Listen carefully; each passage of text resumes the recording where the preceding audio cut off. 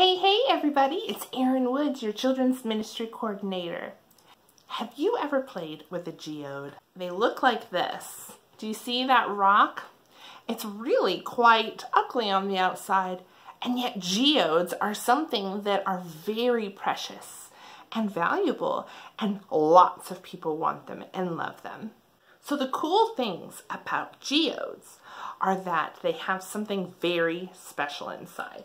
And what you have to do is get your hammer and knock it and break it open. And then, do you see what's inside? Here's another one. Here's the outside of the geode.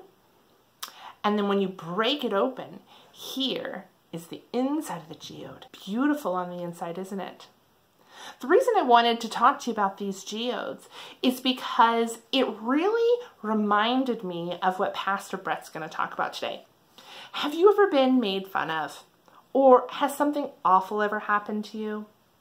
The thing about life is that there's always bad things that are going to happen to us. But what we want to remember is how precious we are. Kind of like the outside of this geode. We might feel rough and yucky and ugly because of that trauma, because of that yucky thing that happened to us. What we want to think about and what we want to remember is that how do we get past that? How do we get past that yuckiness?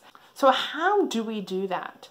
How do we remind ourselves that we are loved and amazing and precious? Because that is what God thinks of us. The way that I remember that, and the way that I'm constantly reminded, is that I wear a cross. I like wearing this cross because every time I feel it or see it, I remember that love. And a lot of other people have different things that they do to remind themselves. Maybe it's a scripture that they have hanging on their mirror, or a bracelet, or a shirt. In the Bible verse we're about to read from Psalm 139, it talks about how God knows our every step, how God cares for us so much, that God knows how many hairs are on our head, or how many freckles are on our face. That's how much God cares for us.